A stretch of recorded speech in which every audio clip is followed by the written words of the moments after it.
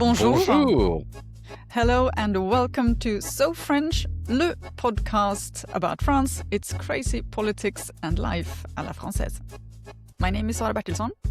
And my name is Stefan de Vries. And this week we talk about the many presidential men and a few women, because 1 year to go from this week until the presidential elections, and there's already quite a crowd ready in the starting blocks. And also in today's show, how a suburban fried chicken fast food became national politics. But we'll start then, Stefan. Well, first of all, you have been traveling again. Yes, I've been to Japan. But the next few weeks I will stay in Europe, I'll promise. So we'll just do all the episodes in the next couple of weeks. I was in Japan again, which is, of course, a great place to travel. Good food, very nice countryside. A bit like France, actually, but completely Any different. political scandals you could follow all over there? Well, there is a new prime minister there. She's very even more extreme right than the previous one. But also in Japan, just like in Europe, populist parties are doing really well. There's an anti-immigration mood, although there's very little immigration in Japan. But I think Japanese politics are even more complicated than French politics. So I concentrated on the sushi and all the other wonderful things Japan has to offer. But maybe next time I will dive into Japanese politics. Well, looking forward to that. Well, now we have pretty much of a handful here in France, at least. They were 10 in 2012, 11 in 2016, 12 in 2022, and how many candidates will there be in the 2027 presidential election here in France? Last in the line to officially announce that he's now a candidate was the Jean-Luc Mélenchon, the leader of La France Insoumise, or France Unbowed Party. He'd announced this last weekend. But yes, Stefan, I was counting. I think I'm at around 30 names of potential or officially announced candidates. I think 12 or something have already officially announced that they are candidates. Yeah. But there are many who have sort of been hinting or that, been acting in a way that we could expect that there could be a candidate. They could be candidates for the elections. But yeah, what do we say about this crowded well, field? we still have a year to go, and so that's a very long time in politics. And the presidential election in France is always a moment where presidential hopefuls who are completely unknown in politics, you never hear about them in between presidential elections. They suddenly emerge, and then they say, "I can lead this country. I will be the president of France, or at least I will run." I always find it a very strange competition, the French presidential election, because it's also, to me, it has some kind of, the Messiah is coming. If you want to run for president in France, more than in other countries, I think, where you can become a prime minister, for instance, but more than in any other country, the presidential candidates always think that they will save the country and they will do their duty. So we have a very long list indeed. We can talk about how they think of becoming a real candidate, what are the dangers to announce so early, a year before the elections, or maybe even too late. That's also a possibility. And so I've been saying, for example, Édouard Philippe, who is one of we have been talking about him in previous shows, and he's by many considered the most one of the strongest candidates in next year's elections, and in some of the polls also the only person who could actually beat the far-right National Rally Party. But he announced that he was a candidate very, very early. I think it was already last year in autumn. Yeah, very early indeed. Yeah. I think even when he was France's prime minister, of course, under Emmanuel Macron in his first term. And even when he stopped as a prime minister, so that's already over 5 years ago, people were saying, probably he is now going to build his own movement, which he did, Horizon, just to run as a presidential candidate in the next election. And so this is somebody who was relatively popular as a prime minister, or at least appreciated also by the left and the right. But this person is already building his presidential campaign for many, many years. So he's probably the most heavyweight, I would say, amongst the candidates, and the most serious so far, at least from a professional communication and political point of view. But yeah, he will definitely run for president. So there's no surprise. But we do have some other names that are not a surprise. We will also discuss some names that are a surprise, and also some names of which we could say WTF. Okay, let's start with the WTF. Yeah, go ahead. You're good at WTFs. Well, I don't know. François Hollande, someone who's already been in the position, who decided not to run for a second term, and that's when Emmanuel Macron became the president the first time. Yeah. And who has now said that he is potentially a candidate for becoming the president again. Did he really say that? I missed that. I'm happy that I listened to this podcast. I'm learning. But is he really? No, he's definitely part. Yeah. He's definitely considering a potential bid for the presidency again. I mean, someone he's got a lot in his backpack, though, I must say, and he was a very, very unpopular president. If that's a fair judgment or unfair judgment, that might be for someone else too, or maybe you can have your thoughts on that. But he was a very, very unpopular president. And I must admit, I really don't understand why he is again considering this. He's been there. If you're saying that France needs renewal, I mean, is that the way to go forward? And I'm wondering what kind of. I mean, he somehow claims that he will be reason, rationality. He sold himself when he became the president, like the normal president after the bling bling presidency of Nicolas Sarkozy. That was his. I mean, he was maybe a normal president, but he was also a very inefficient president. Many would say so. Yeah. He was also the president during the terrorist attacks, the Bataclan and Charlie Hebdo. So it was a pretty complicated presidency, but indeed he was, I think the thing that stuck most to the French people is that he drove on a scooter to buy some croissants for his then lover. And he was the chairman of the Socialist Party in the last century. I think he's in politics since, I don't know, maybe forever. Yeah. So this is one of those persons, and we will discuss other names as well, of people who just their whole career was in politics and they still stuck to I don't know, the holy grail, which is probably the presidency. But he has already done it. Why would you do it again? It's he's 72, 71, old man already. No, it's true. I don't see really how he would manage to, unite and enthusiasm people again. What about Dominique de Villepin? He's another old name who has been he's been popping up lately because of all these international geopolitical crises that we are living through, and of course he has on an international stage quite a lot of renommee and prestige, I would say. But in national politics, Dominique Villepin is also connected with, reforms that were extremely unpopular with the French population. Do you think that's likely that he would, after all, run? I think he is vain enough to run. He was the prime minister already 2 decades ago under President Jacques Chirac. It really sounds like the prehistory of politics, but he thinks he makes a chance. I think he's already also like François Hollande, same generation, 72 years old. I don't know how will he run, what kind of program.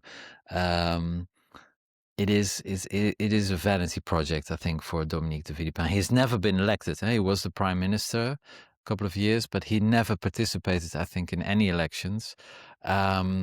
And he's mostly known also for his big love of Napoleon. But we'll see. I don't know. If he runs, he will be 73, 74. I would retire at that age. Who else do we have on the right? Jean Lassalle. That's also somebody you never hear of, but only during presidential elections. He was a candidate 10 years ago, 2017, then in 2022. I remember that he was quite often in the media as well, because he's this kind of likability factor. He's from the rural South with this singing accent. Okay, so what about another one of these men from the past? Michel Barnier, apparently. Short stunt as a prime minister. Yeah, a very short, but a very short prime minister time, but a very long political career. 75 years old already. He brought the Olympic Games, the Winter Games, to where was it? Albertville in the 1990s. He was an European commissioner. He negotiated the Brexit. Very successfully, must say. He was appreciated. Yes, absolutely. And friend and foe agreed that he did a wonderful job with the Brexit negotiations. And he could have stopped there, 75 years old. Maybe time to spend some time with his grandchildren. I don't know. But he also thinks that he may be the one who will save France. Michel Barnier, I don't think he will run, because it will be very quickly clear that very few people will vote for him. And then for which party? I mean, the right party, Les Républicains, his party will probably propose another candidate. Well, they already have one. I mean, its leader, Bruno Retailleau, has already already announced that he is a candidate for the presidential election. Pretty right wing. To say the least. I think that's not an exaggeration to say pretty right wing. So Michel Barnier, no, I don't think so. Anyone else? What I find interesting is that I find it interesting to see that, there are uncertainty in all camps, because it used to be, at least, you could have, the left, we know, the socialists and the left in France, we know it's always been a discussion, and, sometimes they've had primaries, sometimes not. So it's also always been an uncertainty in that camp. But this time around, we see uncertainty on all levels, because even the National Rally, who used to have their candidate Marine Le Pen, this time around, nothing is sure about her being able to stand because of her conviction of regarding EU funds. So not even there we know who will be their candidate. Will it be Jordan Bardella or will it be Marine Le Pen? And then we have all these candidates on the right, as you said, the Republican Party. And then you have the centrists who have like several candidates as well. You have Xavier Bertrand, who is claiming that he should be the centrist candidate. And then you have the left. So it's uncertainty on all levels. Yeah. One thing I want to point out, though, I admit this list of 30 candidates. There are very, very few women. And my feeling is that almost all these women will disappear in the coming months from the list of candidates. I don't know what you're feeling about it. Mentioning women, though, I just say I read this morning that Elisabeth Borne, another former prime minister, there seems to be quite a lot of those these days. It's a big club. She was part of the Renaissance Party, now led by Gabriel Attal, and she has decided to step down from the leadership of Renaissance because she says she's no longer in line with the party leadership. And so there are now some thinking that she's actually preparing her presidential bid herself. but yeah, not very many women in the field, and not very strong potential candidates, I would say. Yeah, the I don't only know your real feeling about strong potential candidate is, of course, Marine Le Pen. She's been running already. This will be her third time, I think, that she's running. I think it's her Um, fourth. Even the It would be her fourth? fourth. Okay. I And think so. everybody, like a few years ago, would have said, well, in 2027, that will be really her chance to become France's next president. But she's in some legal trouble.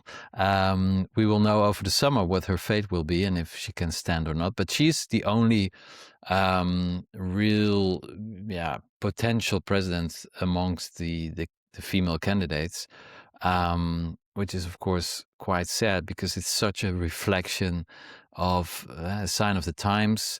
All these old men. Where is the next Emmanuel Macron? I mean, did he leave a legacy? Well, is there a crown prince? Or, we had this very young president. You can argue whether this was a success or not, but at least he gave France a more modern image. And now all these old dinosaurs. Is there somebody who could, stand in the shoes of Emmanuel Macron? Or From is his the movement field that dead? we're seeing at the moment, I don't really see anyone. I must admit, but at the same time, what we also know when talking about, is it a good thing to start early or whatever? I mean, Yeah, we have yeah, seen people sprinting before. Emmanuel Macron was like a sprinter. He joined yeah. the race quite late, the year that Hmm. he became when he became president. So yeah, but I mean, if we talk a little bit then about the left, because Yeah. this is where things get really, really complicated. We have a bunch of potential candidates, Hmm. and we have quite a few different ideas about how this is going to get along. Because what's always been said is that if the left is going to have a chance in elections, they have to in some way unite, and this is the Yeah. biggest issue Yeah. every time in every election. Mhm. I think we can say for the left, we have now those who want to have a primary on the left, those who don't want to have a Mhm. primary. Mhm. How do you see the left, the Well, there's left of party course strategies? yeah. Well, the last decades, the dominating party was always the Socialist Party, of course, and the last time they won the presidential election was with François Hollande. But since then, this party has almost disappeared. It doesn't really play a big role in French politics anymore, and the big role on the left, or maybe the extreme left, is now played by the LFI, La France Insoumise. And their candidate, of course, is Mélenchon, but they don't seem to get along either. And there are quite a few hopefuls of that party that would like to become a president as well. Like, for instance, François Ruffin. He's pretty popular. He has his own movement. That's also really funny that all these candidates, they start their own party, Mm, mm.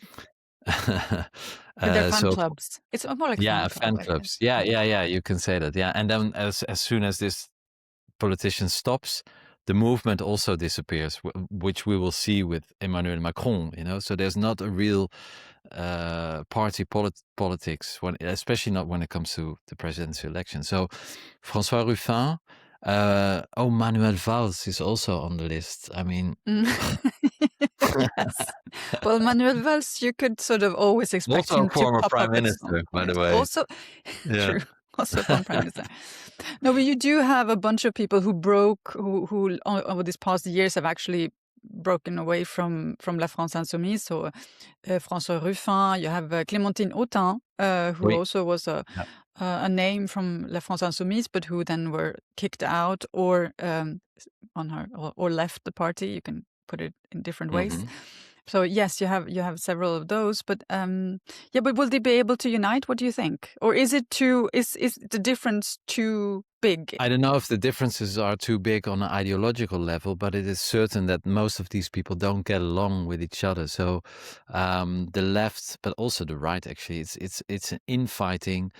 People are egocentric. They don't want other people to shine. So it will be a fight of egos, and not necessarily a fight of ideas, which is of course pretty sad, because it would be nice if there would be a candidate with very interesting propositions and ideas how to shape the French society in the next decade or so. But it's basically a lot of egos who all think that they are the chosen one, unwilling to collaborate with other parties. So I think it will be a bloodbath. How are they doing in the polls? Is there any left candidate showing up in the first 4 or 5 in the polls now?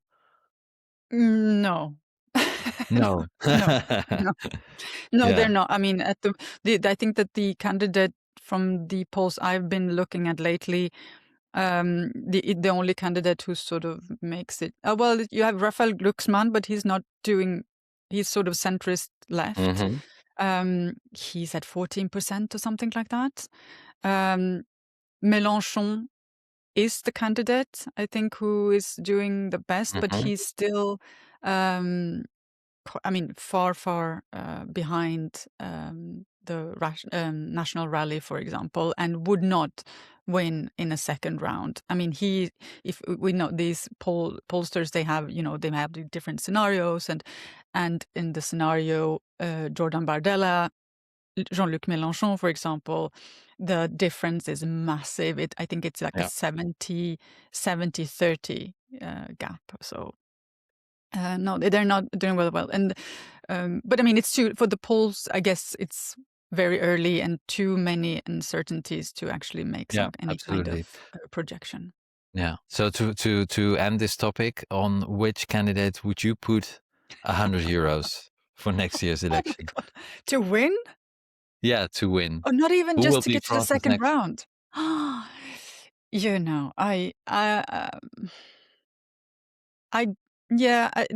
I find it really difficult. I would say Édouard Philippe, but Yeah, I think with so a little too. bit of a Yeah. hesitation after all, because I mean he started very early with. Mhm. I'm thinking that he might be, there might be someone coming up from behind in that last couple of months that we didn't see. But yes, I guess I will go with Édouard Philippe. Do you have Yeah. anyone else to put your bets on? No, I think Philippe would be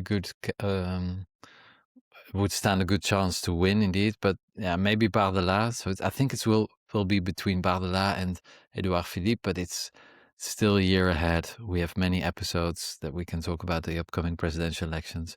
But yeah, so I will put 50 euros on Philippe and 50 euros on Bardella. And what Something like about, that. yeah, maybe Elizabeth Born? Well, after all, will be the Yeah, that would be upcomer. We'll see. interesting. Yeah. Let's go to the next topic, because I'm getting hungry, Sarah. So Yeah, I know. I'm into some chicken. I know you're a vegetarian. Mhm. I'm a flexitarian, but yeah, let's make a war on chickens. What's going on there, Sarah, this week? Well, actually, this follows quite nicely from our previous discussion, because there is one person who is not on that list that we talked about, but who Yeah. could be a presidential candidate, and that is the socialist politician Karim Bouamran, who is the mayor, Parisian suburb of Saint-Ouen. And he has been making headlines, to say the least, not because he's a presidential candidate, even though he could be, because he has started what has been dubbed the chicken war in France. He has, for the past weeks, been in a fight with fast food outlet wanting to set up a shop selling grilled chicken just across the street from his city hall in Saint-Ouen. And he has been doing everything he can to stop this from happening. He started actually putting physically put concrete blocks in front of the building where they were supposed to open their shop. Well, a court ordered him that he had to remove that. So instead now he has put this massive flower pots filled with manure that apparently stinks. This is at least what the owners of the shop are saying. But so that, to block this off. So why? Why would a Yeah, mayor why, go? Sarah? Yeah. Yes, and why would a mayor go and be fighting a shop of chicken? Well, he says he's tired of, or he doesn't want more junk food in his suburb, and that this shop would smell because of the grilled chicken, and that it would create also massive lines, and that's not what he's interested in. But of course, so this has created has not been an appreciated decision from everyone.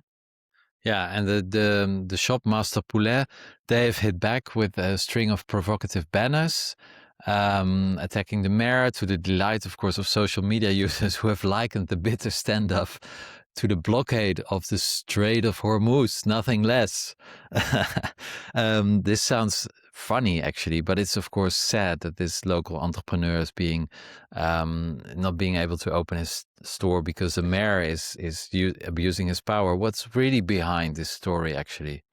It's not a Yeah. real small local shop. I mean, it is a big Hmm. nationwide chain. Yeah. Mostly, must say, most of their shops are in the suburbs. They are in working class areas. They're not in the nicer, like in the posh areas or posh Hmm. suburbs, or at least not as many shops. Um, Boemran is saying that, he's doing this because he wants to, fight junk food, that he doesn't want his suburb to only be filled with these junk food restaurants, etc. But of course, this has been picked up by his adversaries. So first and front, the La France Insoumise, which is the left-wing party, who's already had a bit of a fight with Boamran, and they of course have been hitting hard and saying that he is only interested in gentrification of his suburb, of sort of making the working class, lower class, poorer parts of Saint-Ouen invisible, and Hmm. showing off this more fancy, middle class, gentrified facade in front of his city hall, and accusing him of disrespect for the traditional inhabitants of this neighborhood. Hmm. Now, this is going on for a while. I'm wondering who will win this war? Who will finally chicken out of this conflict? Yeah, I've been listening to a lot of debates about this recently, because it has been a little bit everywhere, and it has turned into a discussion way beyond chicken. It has had it's got implications on everything, from how we talk about poverty, how we talk about youth, how we talk about food, animal welfare, because these chicken restaurants, they don't buy like the organic chicken from the farm next door. Most Yeah. of this chicken is imported from countries with not, and where that the animals are not that well treated. So it got Hmm. animal welfare, but it also have like this whole idea of who can eat what and who decides on what we're eating. So as honorable, I think, as it is by the mayor to want to protect youth and his population from like junk food, or la malbouffe, as we call it here in Hmm. France, I think that's an honorable thing. And I think it's interesting as well what he's saying, that he doesn't want people to be imprisoned in the idea that just because you are from the suburb and just because you have a lower income, you have to eat bad food. I can hear that Yeah. argument, but there is also this other side of it where you immediately imagine that just because you are poor and have maybe a lower income and maybe a lower education, you would only eat junk food. The discussion here has also been like, if this kind of restaurant is in a fancier neighborhood, in a nice neighborhood, no one would believe that the inhabitants would eat all their food in that restaurant. You imagine that people have a variation of that. Sometimes they go for a chicken, and sometimes they cook it home. So and then you have the whole argument also about people don't have money, so why take away that little thing where they actually can afford to go and eat out for once in a while? I mean, it has so many layers. And to get back to your question and who will win, I think once again, it's unfortunately many of these debates today, they are decided about who you are from the beginning, not actual the arguments of the debate, not the discussions. They're not really leading to an evolution of people's thoughts and minds. It's more that both sides will be even stronger, more convinced about the position they had from the beginning. And that is what is sad, because this actually is an interesting debate. It is interesting to talk about what we eat, how our suburbs are, constructed, what kind of restaurants do we have there, and how people are, what people are eating and why they're eating what they're eating, and can we change this, and can there's an evolution? I mean, there's so many things that could, come out of this, but unfortunately, I doubt that there will be an evolution in the thinking after this. Who will win? Who will win? I think that the restaurant will be allowed to open up. And to say, the owners has said that in the past weeks, they have received hundreds of demands for new shops to open up. And they also have more clients than ever in their existing shops. Maybe we can have lunch one day at Master Poulet if they win this war. To finalize, no episode of So French is complete without mentioning at least once the name of Sarkozy. Nicolas Sarkozy. What has he been up to lately? Yeah, well, what happened to him? It was this week, the closing arguments of the trial. He returned to the witness stand in the Libyan campaign financing scandal. He gave his last statement. He now says he's completely innocent. But I think the judges were not really convinced. It is a very complicated case, of course, but the stakes are very high for Sarkozy because his personal freedom is on the line. He spent 20 days behind bars in November. We discussed that. And he came, as a result, he published a book on this horrible 20 days. But he was sentenced to 5 years in prison. But if he is convicted in this appeal, he faces up to 10 years in prison. And, well, it was a complicated, very technical trial as well. He wanted to make sure that he had proven his innocence. The trial is set to conclude. Last time we talked about how he sort of, he from having had the united front with his former friends and colleagues, Brice Hortefeux and Claude Guillon. Some weeks ago, he suddenly started saying, that they were that it was actually, all of this was actually their fault because they could have had some personal interest in making money themselves. That didn't turn out much in to his favor, if I understand it correctly, because Claude Guillon, so the person that he was accusing of having this personal interest in making money, he actually started remembering new things and came back with notes that then accused or showed, he says, that Nicolas Sarkozy was aware of all of this that was going on, the plan of getting money to his presidential campaign from the former Libyan dictator Muammar Gaddafi and his entourage. Yeah, it's quite an astonishing scandal, which has become technically very complicated, also in order to confuse, I think, the audience, because I have really trouble understanding what was being said. I don't know about you, Sarah. Myself, yes. Yeah. But of course, it's quite astonishing that the former president of France can face up to 10 years imprisonment. The trial is still lasting the whole month, of course, and we will know what will be Sarkozy's fate later this year, November. In But this is November, not the yeah. only case. So this is just one of the many cases Sarkozy is implicated in. Probably we'll talk about him next time again. Maybe he will write a book on these couple of weeks in the court. In courts. Yeah. Possibly. There will be reasons to talk about him again. Without a doubt. So it's time to wrap up this edition. You can find all our episodes where you usually get your podcast, including YouTube. Just search for @SoFrenchShow and you should find us, or you can also find us through the link on our Instagram. And so that you don't miss any of our following shows, make sure to follow us.